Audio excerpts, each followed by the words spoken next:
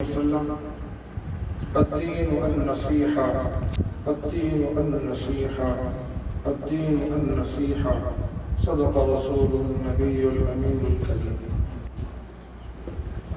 اللہ سبحانہ و تعالیٰ نے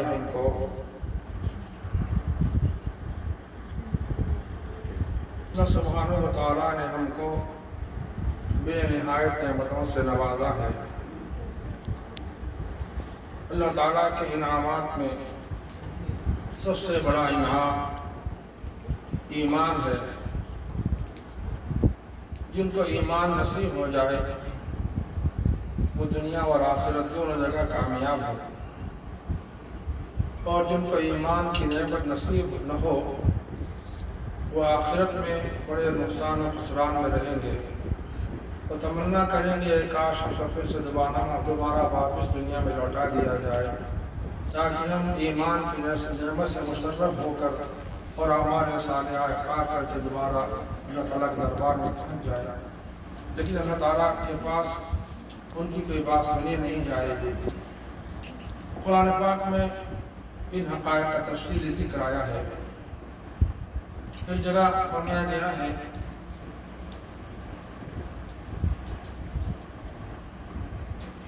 ان الذین کفروا وماتوا وهم کفار ان الذین کفروا وماتوا وهم کفار اولئک علیہم لعنۃ اللہ والملائکۃ والناس اجمعین۔ ایک اور جگہ فرمایا گیا ہے ان الذین کفروا وماتوا وهم کفار فلن يقبل من احدهم ملء الارض ذهبا ولو افتدى به اولئک لهم عذاب علیم۔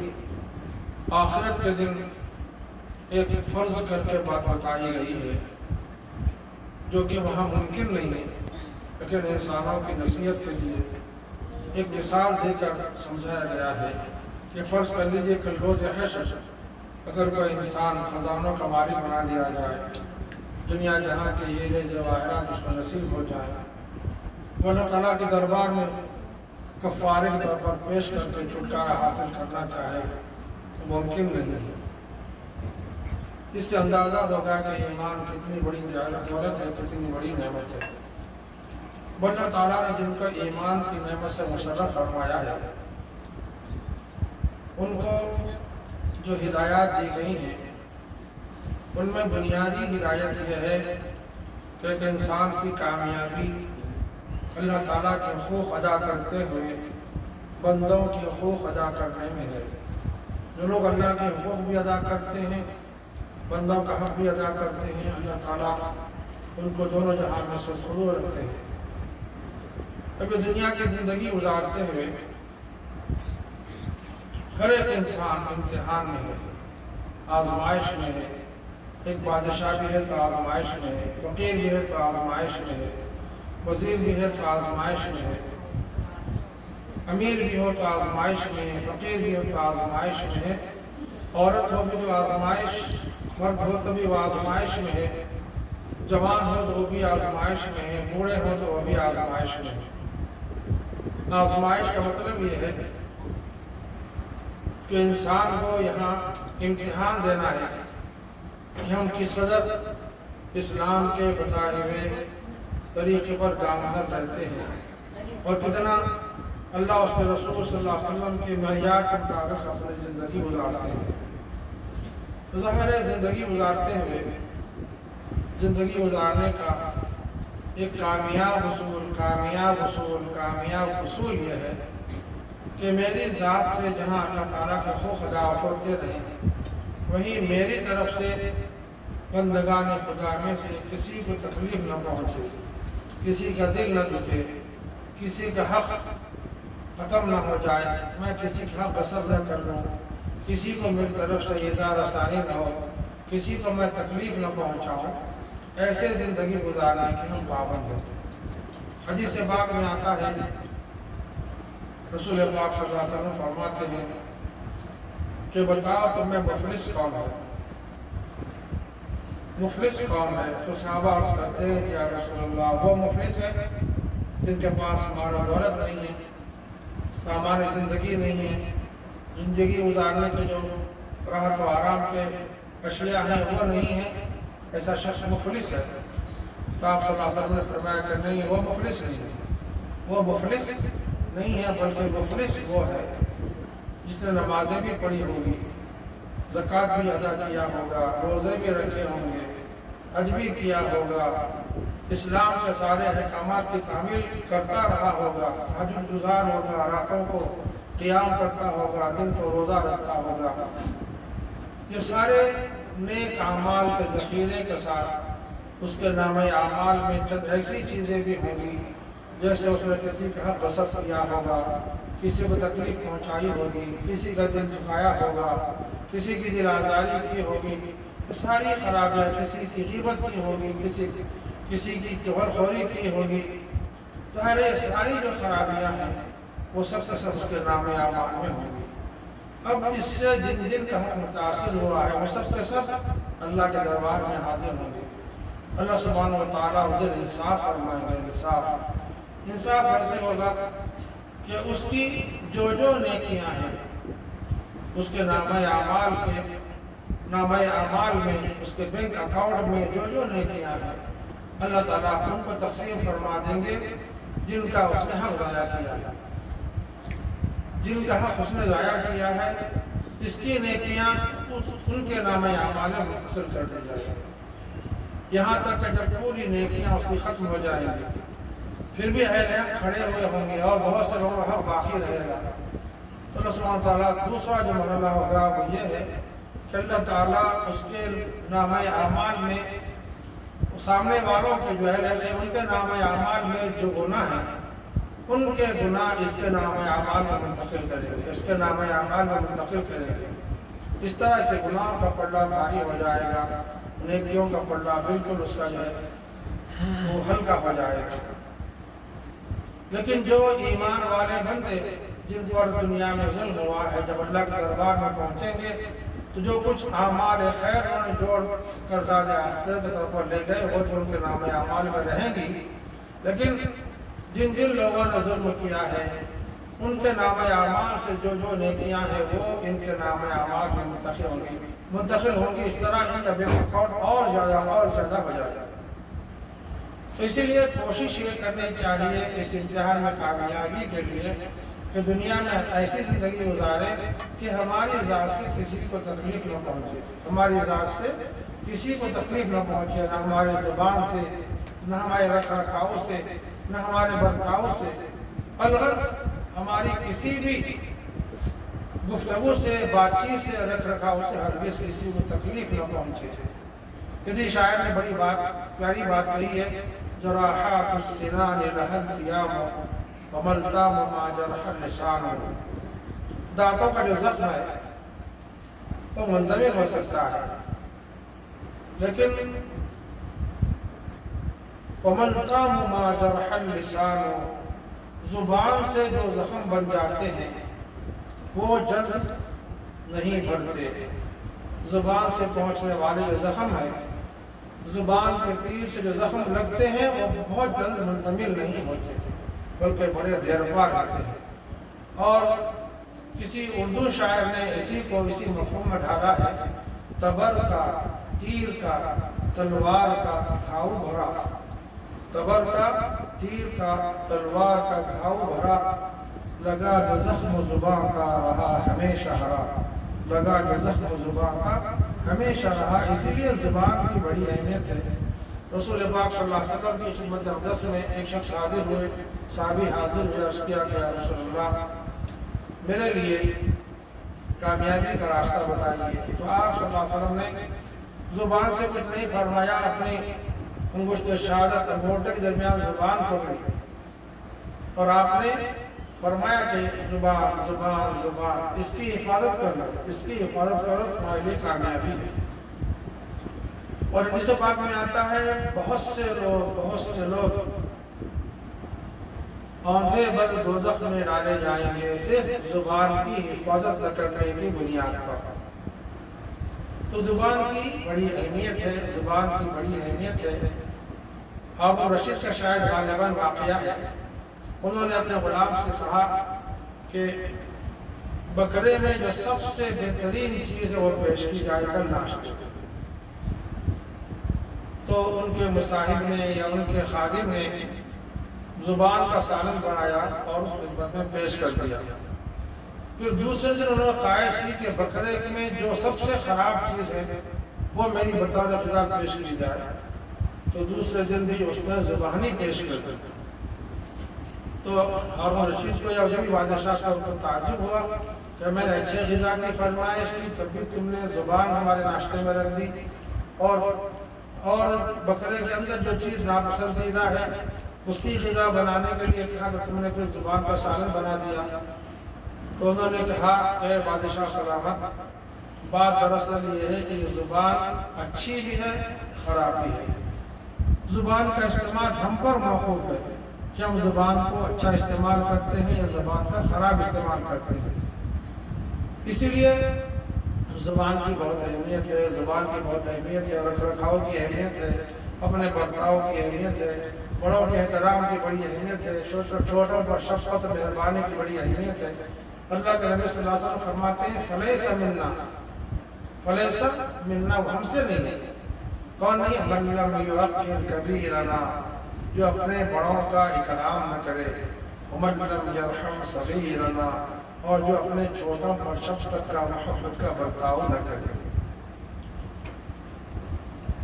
اب اس دنیا میں ہم زندگی گزار رہے ہیں، اس دنیا میں ہم میں سے ہر شخص امتحان کی منزل میں ہے۔ امتحان کی منزل میں نتیجہ وہاں نکلنے والا ہے، حشر کے میدان میں۔ ہر شخص ہم میں سے امتحان میں ہے۔ اس دنیا میں عام طور پر اختلاف کیوں ہوتا ہے؟ اس کی بنیادی وجہ یہی ہے کہ میں سمجھتا ہوں کہ سامنے والے کی کیا ذمہ داری ہے، میرے ساتھ وہ کیسا برتاؤ کرے۔ سامنے والے کا احساس ہوتا ہے کہ یہ مجھ سے کیسا برتاؤ کرے۔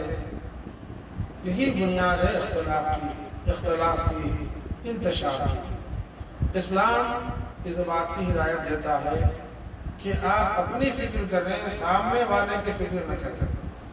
میرا فریضہ کیا ہے؟ اس سبق کو یاد رکھیں۔ سامنے والے کا کیا فرض ہے؟ اس سبق کو آپ یاد رکھیں۔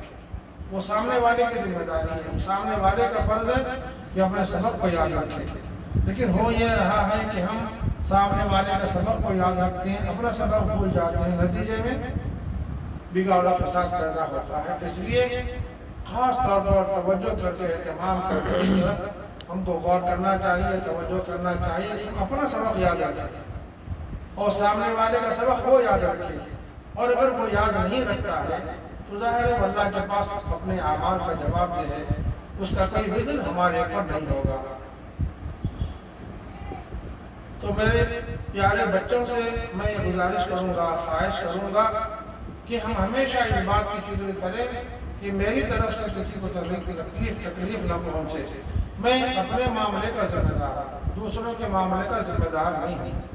اب مثال کے طور پر ہم اچھا سلوک کریں، محبت سے پیش آئیں، شفقت کا برتاؤ کریں، رحمت اور آفت کا معاملہ کریں۔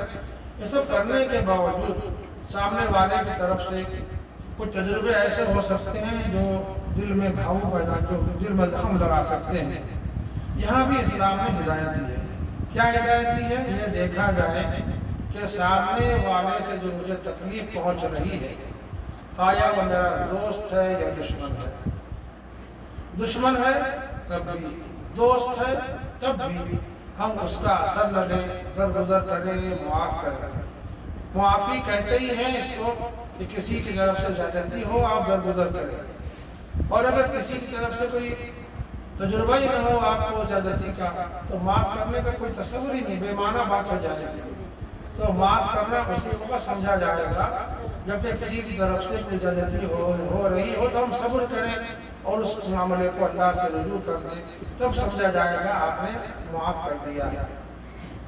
رسول رحمت صلی اللہ علیہ وسلم نے معاف کرنے کی بڑی اہمیت کی ہے، بڑی اہمیت بیان کی ہے۔ میں قرآن کے حوالے سے، حدیث کے حوالے سے دو باتیں آگے معاف کرنے کے رکھوں گا۔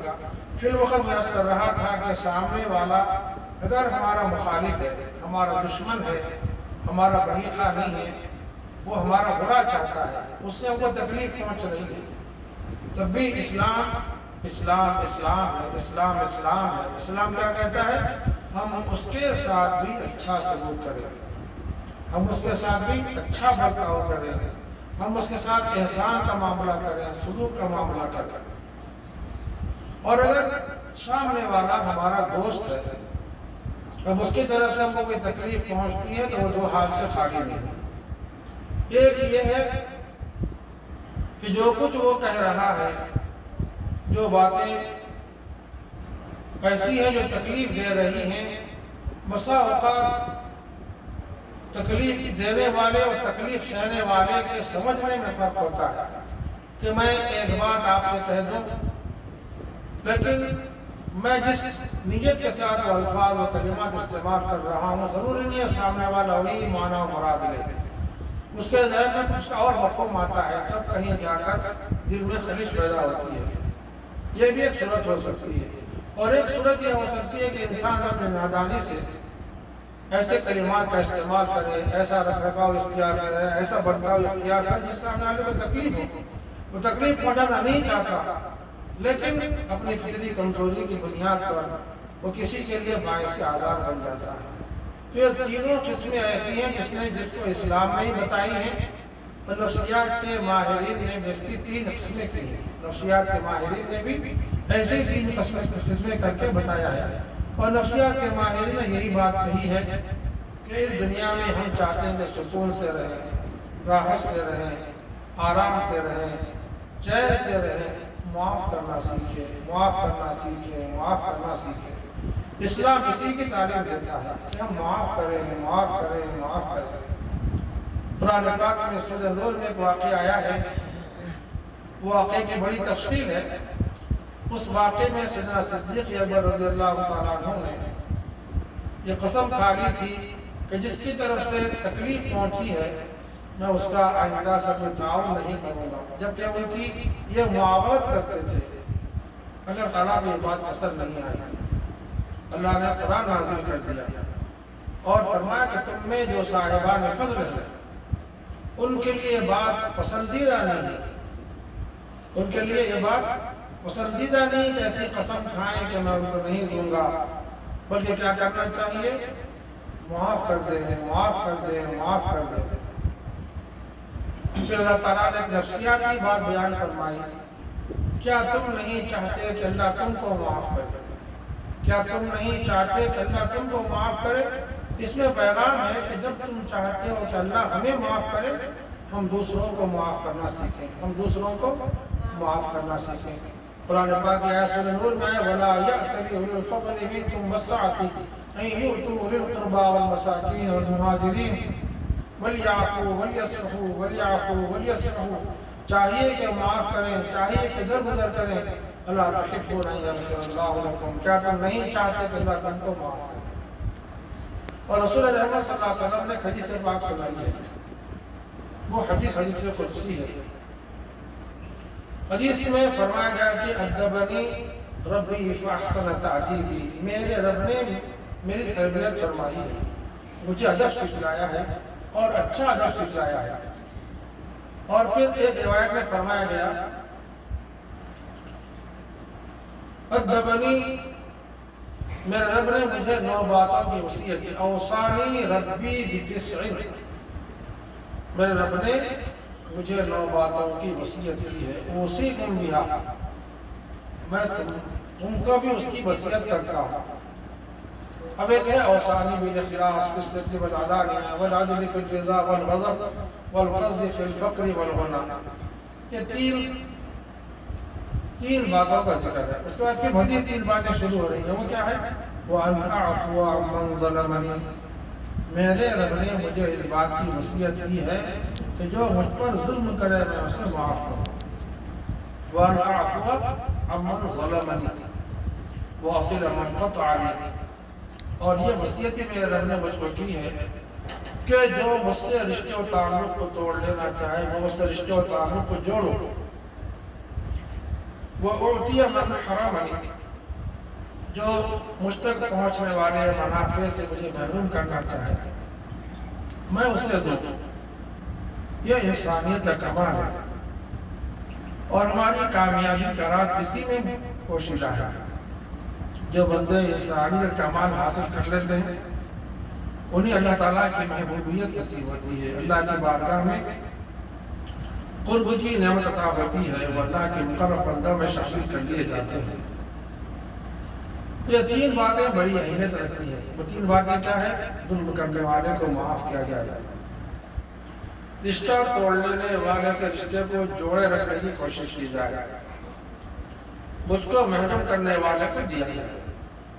اب دیکھیے دنیا کا فلسفہ یہ ہے، اگر کوئی ہمیں تحفہ دیتا ہے ہم بھی تحفہ دیتے ہیں، کوئی ہم سے رشتہ داروں کو جوڑے رکھنا چاہتا ہے ہم بھی جوڑے رکھنا چاہتا ہے، اور کوئی ہمیں دیتا ہے ہم اسے دیتے ہیں۔ یہ تو کمال کی بات نہیں ہے۔ اگر جانوروں کے ساتھ بھی آپ اچھا برتاؤ کریں گے تو وہ بھی محبت کا اظہار کرتے ہیں۔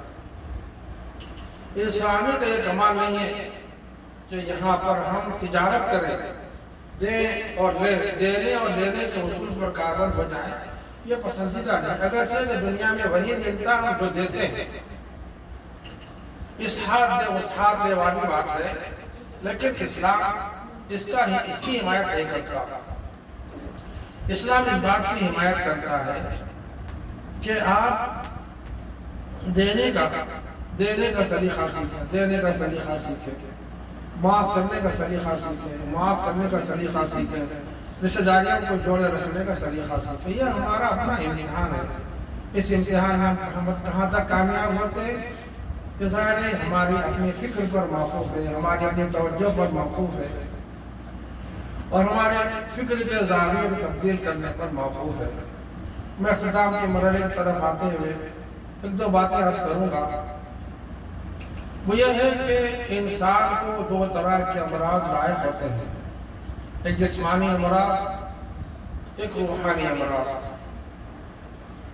انسان جسمانی امراض کا فوری احساس کر لیتا ہے کہ مجھے فلاں مرض لاحق ہو گیا ہے، اس کے علاج کی طرف بھی توجہ ہو جاتی ہے، الحمدللہ اس سے شفا ہوتی ہے، انسان بہت سے مضرات سے، تکلیفوں سے، نقصان سے محفوظ رہتا ہے۔ ایک انسان وہ ہے جس کو اپنے مریض ہونے کا احساس نہیں ہے۔ جیسے اکثر ہم نے دیکھا ہوگا کہ کسی کو دماغ کا مرض ہو جائے، ہم اس سے کہیں چلیے ڈاکٹر صاحب پاس جائیں گے تو ناراض ہو جائے گا اور یہ کہے گا کہ تم مجھے پاگل سمجھتے ہو، جاؤ تم اپنا علاج کراؤ۔ ایسے تجربہ ہم کو ہوگا، کیوں؟ اس کو اپنے مرض کا احساس نہیں۔ اسی طرح روحانی امراض میں بھی انسان دو طرح کے ہیں، ایک وہ ہیں جن کو اپنے مرض کا احساس ہوتا ہے، ایک وہ ہیں جن کو اپنے مرض کا احساس نہیں ہوتا۔ جن کو مرض کا احساس ہوتا ہے ان کے لیے آسان ہے، ان کا علاج آسان ہے، اور اگر کوئی ان کو نصیحت کرتا ہے تو اس کو نصیحت قبول کرتے ہیں، بلکہ اس کا شکریہ ادا کرتے ہیں کہ اللہ جزائے خیر دے، آپ نے مجھے نصیحت فرمائی ہے، میں فکری اعتبار سے غلطی پر تھا، آپ نے مجھے رہبری عطا کر کے مجھے روشنی بخشی ہے۔ اس طرح اس کی اصلاح آسان ہو جاتی ہے۔ اور یہ بہت سے واقع حضرات صحابہ کرام رضی اللہ عنہم کے بھی ہیں، حضرات تابعین کے بھی ہیں، ائمہ کے بھی ہیں، محدثین کے ہیں، بہت واقعات ہیں جہاں انہوں نے کبھی نصیحت کرنے والے کا برا نہیں مانا، بلکہ وہ شکر گزار رہے کہ ہم شکر گزار ہیں کہ جس کا ہم کو احساس نہیں تھا آپ نے احساس دلا دیا، یہ ہمارے لیے روشنی کا آپ نے سامان کر دیا ہے، اس میں میرے لیے بڑے کلمات تشکر آپ کے لیے ہے، اس کو قبول فرمائیے۔ لیکن کچھ انسان ایسے ہوتے ہیں جو نصیحت کو قبول کرنا نہیں چاہتے، نصیحت کو کڑوی دوا سمجھتے ہیں۔ نتیجہ یہ ہوتا ہے کہ وہ سامنے والے کو اپنا مخالف سمجھتے ہیں، اپنا چاہنے والا نہیں سمجھتے، بلکہ سمجھتے ہیں کہ یہ تو میرا دشمن ہے، میرا مخالف ہے، ہمیشہ میری بات کے خلاف کہتا ہے۔ لیکن اللہ تعالیٰ نے جن کو احساس کی نعمت دی ہے وہ سمجھیے دنیا میں بڑا غنی ہے، مالدار ہے۔ احساس کی نعمت انسان کو ہمیشہ صحیح راستہ دکھاتی ہے۔ انسان ہے، بشر ہے، کبھی غلطی ہو سکتی ہے، انسانی سے غلطی ہوتی ہے، لیکن جب تنبہ ہو جاتا ہے تو فوری اپنی اصلاح کر لیتا ہے۔ تو جو اصحاب دنیا میں اپنی اصلاح کر لیتے ہیں، یہ سمجھ لیجئے کہ وہ ایسے نفسیاتی اور روحانی مریض ہیں جن کا علاج آسان ہے، جن کا علاج آسان ہے۔ اور جو نفسیاتی مریض یا روحانی مریض ایسے ہیں جن کو اپنی بیماریوں کا احساس ہی نہیں ہے، احساس دلانے والے ہی کو وہ سمجھتے ہیں کہ یہ میرا مخالف ہے، تب تو ویسے لوگوں کی اصلاح ممکن نہیں رہتی۔ تو میرے پیارے بچوں، اللہ تعالیٰ نے ہر مسئلے کا حل دنیا میں رکھا ہے، ہر مسئلے کا حل دنیا میں رکھا۔ ہو سکتا ہے اس بڑے معاشرے میں ہمارا سابقہ ایسے لوگوں سے پڑ جائے جو ہماری حیثیت کو برا مانتے ہیں، ایسے لوگوں کا سابقہ پڑ جائے جو ہماری حیثیت کو بہت زیادہ شکریہ کے ساتھ قبول کرتے ہیں۔ ایسے لوگوں میں سے بھی سابقہ ہے ہمارا کہ ہم اگر تشخیص کریں کہ آپ کو جسمانی مرض لاحق ہے، ہماری بات مان کر علاج کے لیے تیار ہو جائیں گے۔ ایسے بھی لوگ پائے جاتے ہیں کہ اگر ہم تشخیص کریں کہ آپ کے اندر یہ فلاں فلاں نفسیاتی بیماری ہے یا فلاں فلاں روحانی مرض آپ کو لاحق ہے، تو وہ فوری علاج کے لیے تیار ہو جائے، اور وہ بھی ہو سکتے ہیں جو علاج کے لیے تیار نہ ہو۔ ظاہر ہے یہ سارا انسانی معاشرہ، ایسے تجربات اس دنیا میں ہر ایک کو ہوتے رہتے ہیں، اور اس سے یہ معاشرہ خالی نہیں ہے۔ اب آخری صورت یہ ہے کہ انسان اس معاشرے میں زندگی گزارتے ہوئے ہر ایک سے اس کا سابقہ ہے۔ اس سابقے میں اس کو کیسی زندگی گزارنا چاہیے، کیسے اللہ سے رجوع رہنا چاہیے۔ ایک بہت بڑے بزرگ کا واقعہ ہے، وہ واقعے میں ہمارے لیے بہت پیغام ہے، نصیحت کا، عبرت کا بہت بڑا پیغام ہے۔ ایک بہت بڑے بزرگ تھے، اللہ والے تھے، وہ اپنے چاہنے والوں کے ساتھ، مریدین کے ساتھ کہیں سفر کر رہے تھے۔ عام طور پر اللہ والوں کے بہت سے لوگ دشمن بھی ہوتے ہیں، مخالف بھی ہوتے ہیں۔ ان کا جو ہے خلق خدا میں مقبولیت کو وہ دیکھ نہیں سکتے کہ خلق خدا میں یہ کیوں مقبول ہے، ان کی کیوں قبولیت بڑھ گئی ہے۔ وہ چاہتے ہیں کہ کسی طرح ان کو پیچھے کیا جائے، ان کی مقبولیت میں کمی کی جائے، ان کی بے وقاری کی جائے، ان کی بے عزتی کی جائے۔ ایسا ہی واقعہ تھا، ایک جماعت تھی جو مفسدین کے، اس نے خاتون کو تیار کیا اور کر کے اسے کچھ پیسے دے دیے، اور اس کے سر پر ایک راکھ کا ٹوکرا رکھ دیا، اور کہا کہ فلاں راستے میں بزرگ آ رہے ہیں اپنے مصاحبین کے ساتھ، یہ راکھ کا ٹوکرا تم جاؤ ان پر الٹ دو۔ وہ خاتون چونکہ محتاج تھی، اس کو بس اتنا پتا ہے کہ مجھے پیسے مل جائیں کافی ہے۔ تو یہ دنیا میں بہت سے لوگ ایسے ہیں، بس چاہتے ہیں کہ پیسہ مل جائے، آپ جو کہیں وہ کرنے کے لیے تیار ہیں۔ چنانچہ ہمارے حیدرآباد میں مسلمانوں کے درمیان ایک ایسا گیان جماعت، ان کا کام کیا ہے؟ ان کا کام لوگوں کی جان لینا۔ ان سے کوئی دشمنی نہیں ہے، لیکن بہت سے لوگ جن کو اپنا دشمن سمجھتے ہیں، ان کی جان لینے ہی میں اپنی کامیابی سمجھتے ہیں، تو ایسے لوگوں کو استعمال کرتے ہیں، بلاتے ہیں، اتنے لاکھ روپے دیے جائیں گے، اتنی سپاری دی جائے گی، فلاں کو راستے سے ہٹا دیں۔ اب وہ مسلمان، اللہ حفاظت فرمائے، ایسے ہیں، ان کا یہ کاروبار ہی ہے کہ وہ ایسے پیسے لیتے ہیں اور پھر کسی کی جان لے لیتے ہیں۔ پیسے دینے کے ساتھ ساتھ وہ جماعت ان کو یقین دلاتی ہے کہ تم پر مقدمہ قائم ہوگا تو ہم پیروی کریں گے، ضمانت دلائیں گے، تم کو جیل سے نکالیں گے۔ ظاہر ہے پیسے بھی مل رہے ہیں اور جیل سے نکلنے کا سامان بھی ہو رہا ہے۔ تو ایسے لوگ جو اللہ کے رسول پر اور آخرت پر ایمان نہیں رکھتے، وہ تو اندھے ہیں، ان کو کچھ دکھائی نہیں دیتا، فوری وہ اس بات کے لیے آمادہ ہو جاتے ہیں۔ تو یہ درمیان میں جملہ معترضہ تھا۔ میں اپنی اصل بات کی طرف آؤں گا کہ وہ راکھ کا ٹوکرا بزرگ پر الٹ دیا اس خاتون نے۔ اب ظاہر ہے وہ تو صبر کا پیکر اور بہت تحمل کا مجسمہ بنے ہوئے تھے۔ ان کے مریدین متخذین بہت ناراض ہونے لگے، غصے میں آنے لگے اور فوری جھپٹنا چاہتے تھے اس خاتون پر۔ انہوں نے سب کو روک دیا، سب کو روک دیا، روک کے فرمایا کہ جو میرے ساتھ چلنا چاہتے ہیں وہ اگر صبر تحمل کا مظاہرہ کر سکتے ہیں وہی میرے ساتھ چل سکتے ہیں، اور جو صبر تحمل کا مظاہرہ نہیں کر سکتے ان سے میری درخواست ہے کہ یہیں سے واپس لوٹ جائیں، رخصت ہو جائے۔ اب ظاہر ہے بزرگ نے ایسی بات فرما دیا کہ سبوں نے خاموشی اختیار کی۔ پھر وہ خاتون سے کسی طرح کا تعارض نہیں کیا گیا، اپنا سفر جاری رکھا گیا، منزل پر پہنچ گئے۔ منزل پر پہنچنے کے بعد ان کے مریدین نے، متفقین نے، ان کے تلامذہ نے سوال کیا کہ اسنائے راہ یہ واقعہ پیش آیا، لیکن آپ نے ہمیں خاموش بٹھا دیا اور ظلم کرنے والوں کا جو بدلہ لینا چاہیے تھا آپ نے اس کا موقع ہمیں نہیں دیا۔ ظاہر ہے اگر ہم ظلم کرتے ہوئے، ظلم ہوتا ہوا ظلم سہتے رہیں گے، ظلم کرنے والوں کو چھوٹ دے دیں گے، نتیجہ یہ ہوگا کہ ظلم بڑھ جائے گا۔ لیکن آپ نے جو کچھ کیا ہے اس میں کیا راز ہے؟ تو بزرگ جو بات فرمائی، بہت پیاری بات، بہت پیاری بات، بہت پیاری بات۔ کیا فرمایا انہوں نے؟ کہ میرے اعمال ایسے ہیں۔ کیا فرمایا؟ میرے اعمال ایسے، حالانکہ اللہ والے ہیں، ذاکر، شاغل، کسی کو تکلیف دینا گوارا نہیں کر سکتے۔ اب دیکھیے خاتون پر ظلم کر رہی ہے، وہ صبر کا، تحمل کا پیکر بنے ہوئے ہیں، تو غور کیجئے کسی کو تکلیف کیسے دے سکتے ہیں؟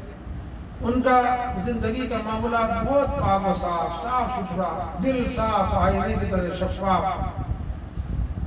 ان کی بزرگی یہ تھی کہ ان کی لو اللہ سے لگی ہوئی تھی، اللہ سے لو لگی ہوئی تھی، ہر کام کو اللہ کی طرف سے سمجھتے تھے۔ یہاں تک کہ درخت سے پتا سوکھ کر گرتا ہے تو جیسے یقین رکھتے ہیں کہ اللہ کی اجازت ہی سے گرا ہے، اللہ کی اجازت کے بغیر نہ کوئی پتا سوکھ سکتا ہے نہ جھڑ سکتا ہے۔ اسی طرح بزرگ نے اپنے اس ایقان میں کمال حاصل کر لیا تھا۔ انہوں نے جو بات کہی ہے بطور پیغام کے، وہ قیامت تک آنے والی ساری انسانیت کے لیے بہت اس میں نصیحت کا اور عبرت کا پیغام ہے۔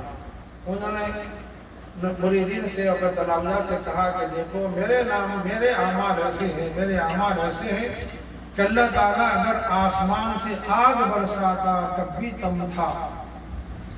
میرے اعمال ایسے ہیں کہ اللہ تعالیٰ آسمان سے آگ برساتا تب بھی کم تھا، لیکن مولا کا کتنا بڑا احسان ہے، میں سجدہ شکر ادا کر رہا ہوں، بجائے آگ برسانے کے میرے مولا نے، میرے آقا نے، میرے اللہ نے صرف ایک ٹوکرا راکھ پر کام چلا دیا ہے۔ سوچنے کے انداز دیکھیے۔ اسی طرح انسان جو کامیابی کے راستے پر چلتے ہیں، دنیا میں اگر ان کو کسی سے غضب پہنچتی ہے، تکلیف پہنچتی ہے، تو وہ اس تکلیف کو ان کی طرف منسوب نہیں کرتے، اس کو اپنے ذات کی طرف منسوب کر کے اللہ سے رجوع ہو جاتے ہیں، اللہ کی طرف اپنی نسبت کرتے ہیں کہ اللہ کی طرف سے میری سرزنش کے لیے، مجھے متنبہ کرنے کے لیے، اس لیے کیا کہتے ہیں اللہ سے رجوع ہو کر توبہ و استغفار کر لیتے ہیں۔ تو یہ بہت اعلیٰ اور رفع درجہ ہے کہ انسان اپنے سارے معاملات کو اللہ کے سپرد کر دے، اللہ کے حوالے کر دے۔ قرآن ہے وَفَوِّضْ أَمْرِي إِلَى اللَّهِ، اسی لیے صوفیاء کے پاس ایک مقام ہے تفویض الی اللہ، اپنے سارے معاملات کو اللہ کے سپرد کر دو، اپنے سارے معاملات کو اللہ کے سپرد کر دو۔ ظاہر ہے جو لوگ اس دنیا میں اپنے سارے معاملات کو اللہ کے سپرد کر دیتے ہیں، وہ بہت چین و سکون سے رہتے ہیں، راحت سے رہتے ہیں، رحمت میں رہتے ہیں۔ اگر کسی دشمن نے ان کو گالی دی ہے تو اس گالی کا ان پر اثر نہیں ہوگا، کسی نے اگر ان کو نقصان پہنچایا ہے تو اس نقصان سے متاثر نہیں ہوں گے، کسی نے ان کا دل دکھایا ہے تو اس نقصان، اس تکلیف سے متاثر نہیں ہوں گے، بلکہ اللہ کے جناب میں رجوع ہوں گے اور اللہ سے دعا مانگیں گے۔ تو ظاہر ہے یہ طریقہ ہے دنیا میں زندگی گزارنے کا، یہی وہ فلسفہ ہے جس پر چل کر ہم دنیا میں بھی کامیابی حاصل کر سکتے ہیں، آخرت میں بھی کامیاب و بامراد رہ سکتے ہیں۔ اس تناظر میں چند باتیں اس لیے رکھی گئی ہیں تاکہ ہم سب کو نصیحت حاصل ہو۔ قرآن پاک میں اللہ کا ارشاد ہے وَذَكِّرْ فَإِنَّ الذِّكْرَىٰ تَنفَعُ الْمُؤْمِنِينَ، نصیحت کرو، نصیحت کرو، یقیناً نصیحت کرنا ایمان والوں کو فائدہ پہنچاتا ہے۔ اور رسول رحمت صلی اللہ علیہ وسلم نے فرمایا الدین والنصیحہ، الدین والنصیحہ، الدین والنصیحہ۔ دین کیا ہے؟ سرتاپا خیر خواہی، سرتاپا خیر خواہی، سرتاپا خیر خواہی۔ خیر خواہی کے معنی کیا؟ سامنے والے کا اچھا چاہنا، سامنے والے کے اچھا چاہنے کو کہتے ہیں خیر خواہی۔ الدین والنصیحہ، خیر خواہی کس کے ساتھ؟ اپنوں کے ساتھ بھی خیر خواہی، پرایوں کے ساتھ بھی خیر خواہی، دشمنوں کے ساتھ بھی خیر خواہی، دوستوں کے ساتھ بھی خیر خواہی، ان کے ساتھ بھی جو نادانی سے ہمیں تکلیف پہنچاتے ہیں ان کے ساتھ بھی خیر خواہی، جو جانتے بوجھتے عمدن ارادتاً دشمنی کر کے نقصان پہنچانا چاہتے ہیں ان کے ساتھ بھی خیر خواہی۔ الغرض خیر خواہی، خیر خواہی، خیر خواہی، اس کا نام ہے دین۔ الدین النصیحہ۔ دین کسے کہتے ہیں؟ دین کی تعریف کیا ہے؟ دین کی تعریف یہ خیر خواہی، خیر خواہی، خیر خواہی۔ میں جس راستے پر چل رہا ہوں خیر خواہی کے، سامنے والے کی طرف سے میرے دل میں کوئی تمنا نہ ہو کہ ان کی طرف سے مجھے اس کا سلوک ملے، میرے اچھے سلوک کا بدلہ اچھا سلوک ملے، یہ خیر خواہی نہیں ہے۔ خیر خواہی کیا ہے؟ خیر خواہی اس کے ساتھ بھی کچھ اچھا سلوک برتاؤ مل رہا ہے، خیر خواہی اس کے ساتھ بھی جس سے آپ کو اچھا سلوک نہیں مل رہا ہے، ہر ایک کے ساتھ خیر خواہی، خیر خواہی، خیر خواہی۔ یہ وہ باتیں ہیں کام کی جس سے انسان اس دنیا میں ہلکا پھلکا رہ سکتا ہے، اس کے دل و دماغ پر کوئی بوجھ نہیں رہتا۔ اس کے ہلکا پھلکا رہنے کا، انسان کے ہلکا پھلکا رہنے کا راز اسی میں ہے کہ ہم ہر ایک کے لیے خیر خواہ بن جائیں، خیر خواہ بن جائیں، خیر خواہ بن جائیں، اپنوں کے لیے بھی خیر خواہ، پرائیوں کے لیے بھی خیر خواہ۔ تو الحمدللہ یہ حدیث پاک کا خلاصہ ہے مختصر الدین والنصیحہ، الدین والنصیحہ، الدین والنصیحہ۔ بس دین سرتاپا خیر خواہی کا نام ہے، سرتاپا خیر خواہی کا نام ہے، سرتاپا خیر خواہی کا نام ہے۔ یہ چند گزارشات اس لیے رکھے گئے ہیں تاکہ مجھے اپنا سبق یاد ہو جائے، اور میں بھی انسان ہوں، بشر ہوں، میں کوئی دعویٰ نہیں کر سکتا کہ مجھ سے کوئی کوتاہی نہیں ہوتی، مجھ سے کوئی کسی کو تکلیف نہیں پہنچتی، میں بہت صاف و شفاف رہتا ہوں، میں کوئی فرشتہ صفت ہوں، ایسا کوئی دعویٰ نہیں ہے۔ ہر انسان مرکب من الخطأ والنسیان، انسان خطا اور نسیان سے مرکب ہے۔ انسان سے بھول ہو سکتی ہے، انسان سے زیادتی ہو سکتی ہے، انسان سے خطا ہو سکتی ہے۔ اللہ تعالیٰ کے دربار میں کون پسند ہے؟ وَخَيْرُ الْخَطَّائِينَ التَّوَّابُونَ، وَخَيْرُ الْخَطَّائِينَ التَّوَّابُونَ۔ بہترین خطا کار کون ہے؟ توبہ کرنے والے، توبہ کرنے والے۔ توبہ نام ہے اعتراف کا۔ توبہ کس کا نام ہے؟ اعتراف کا نام ہے۔ اعتراف کے معنی یہ ہے کہ مثال کے طور پر میں بہت بڑا ہوں، وزیر اعظم ہوں، بادشاہ ہوں، مجھ سے کسی ملازم، حقیر ملازم کی تکلیف ہو گئی ہے، اس کو تکلیف پہنچ گئی ہے، تو میں اپنے قصور کا اعتراف کر کے اس سے معافی چاہوں، یہ ہے توبہ۔ اور اللہ تعالیٰ کا بھی حق ضائع ہوا ہو تو اس کی بارگاہ میں اعتراف کروں کہ مولا مجھ سے گناہ ہو گیا ہے، مولا مجھ سے فلاں حکم پامال ہوا ہے، مولا فلاں مجھ سے نافرمانی سرزد ہوئی ہے، مولا میں اعتراف کرتا ہوں، اعتراف کرتا ہوں، اقرار کرتا ہوں، مولا میرے گناہوں کو معاف فرما دیجیے۔ تو اعتراف بندوں کے ساتھ بھی، اعتراف خالق کے ساتھ بھی، اعتراف مخلوق کے معاملات میں بھی ظاہر ہے۔ یہ بات اللہ کو پسند ہے، یہ بات بہت اللہ کو پسند ہے۔ بات بھائی کتنی پسند ہے؟ اتنی پسند ہے، اتنی پسند ہے کہ اگر کوئی انسان رات تمام سجدے میں سر رکھے، دن تمام زندگی تمام روزے رکھے، دن تمام روزہ رکھے، زندگی پر روزہ رکھے، رات تمام ساری راتوں میں سجدے رہ کر گزارا، تو وہ مقام مرتبہ حاصل نہیں کر سکتا۔ تو اس حقیر بندے نے جو باتیں بیان کی ہیں اس پر عمل کر کے انسان و مقام حاصل کر سکتا ہے۔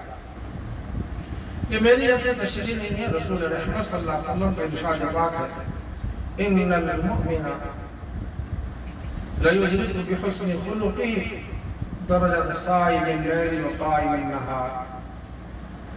ان المؤمن، یقیناً ایمان والے بندے اپنے حسن اخلاق سے وہ مقام مرتبہ حاصل کر لیتے ہیں جو مقام مرتبہ رات تمام سجدہ کرنے والوں کو، نماز پڑھنے والوں کو ملتا ہے، اور جن تمام روزے رکھنے والوں کو ملتا ہے، وہ صرف حسن اخلاق کی بنیاد پر اور حسن سلوک کی بنیاد پر، اچھے رکھ رکھاؤ کی بنیاد پر، اچھے برتاؤ کی بنیاد پر، اچھی گفتگو کی بنیاد پر، نرم لب و لہجے کی بنیاد پر اور ٹھنڈی گفتگو کی بنیاد پر، بندہ پیشانی سے ملاقات کرنے کی بنیاد پر اللہ تعالیٰ ایسی نعمت اور ایسا قرب کا مقام ان کو نصیب فرماتے ہیں۔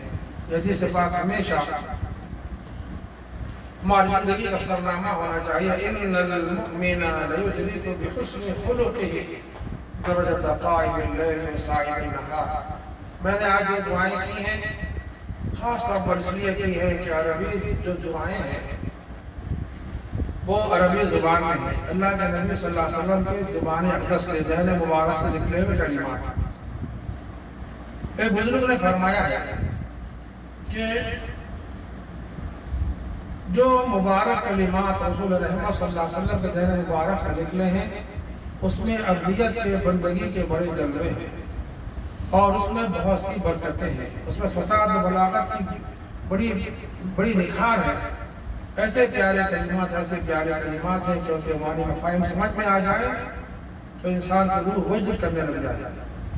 ظاہر ہے اللہ نے بہت سی دعائیں سکھائی ہیں، اللہ کے نبی صلی اللہ علیہ وسلم نے سکھائی ہے، اس لیے بعض عارفین کا ماننا یہ ہے کہ اپنی زبان میں دعا کی جاتی ہے، اس کے مقابل میں وہ دعا جو اللہ نے سکھائی ہے اس کے مفہوم کے استحضار کے ساتھ کی جائے، وہ افضل والا ہے۔ رسول رحمت صلی اللہ علیہ وسلم نے جو دعائیں سکھائی ہیں اس کے معنی مفہوم کے استحضار کے ساتھ ان کلمات سے دعا کا کرنا یہ زیادہ افضل و اعلیٰ ہے، اس لیے میں نے اس کا اہتمام کیا ہے۔ ایک دعا میں نے جو کی ہے اس میں اعتراف کون کر رہے ہیں اعتراف؟ اس کائنات کے سب سے بڑے اللہ کے محبوب بندے سیدنا محمد رسول اللہ صلی اللہ علیہ وسلم اعتراف، جبکہ اللہ کے نبی صلی اللہ علیہ وسلم کے بغیر جنت کا کوئی تصور نہیں ہے۔ آپ صلی اللہ علیہ وسلم جنت میں جائیں گے، اس کے بعد سبوں کو جنت میں داخلے کا موقع ملے گا۔ اللہ کی ایسی محبوب بستی، اللہ کے ایسے محبوب بندے، ظاہر ہے وہ اللہ کی بارگاہ میں تذلل کا، عجز کا، عاجزی کا، بندگی کا ایسا اظہار فرما رہے ہیں کہ ویسے کلمات میں دنیا کا بھی فصیح و بلیغ انسان بھی اپنے اعتراف کا اظہار نہیں کر سکتا۔ اللہم انک تسمع کلامی وترى مکانی وتعلم سری وعلانیتی لا یخفی علیک شیء من امری وانا الباعث الفقیر المستغیث المستجیر الوجل المشفق المقر المعترف بذنبی، جو اقرار کرنے والا، اعتراف کرنے والا اپنے گناہوں کا مولا، میں آپ دربار میں حاضر ہوں۔ المقر المعترف بذنبی اسألک مسألۃ المسکین، کون کرے دعائیں؟ نبی رحمت صلی اللہ علیہ وسلم۔ اے اللہ میں تجھ سے مانگتا ہوں، کیسے مانگتا ہوں؟